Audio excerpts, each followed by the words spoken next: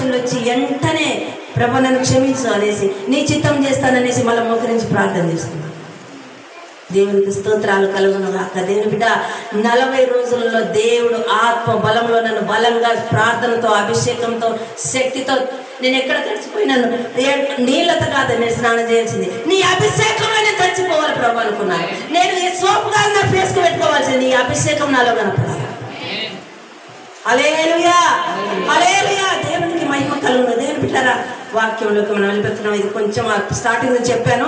ఆయన ఆత్మ బలముతో ఇంకా చాలా ఉన్నాయి. ఎప్పుడన్నా ప్రభు చిత్తమైనప్పుడు చెప్తాను. ఇర్మియా గ్రంథము 31వ అధ్యాయం 4వ వచనం. ఇర్మియా గ్రంథము 31వ అధ్యాయం 4వ వచనము.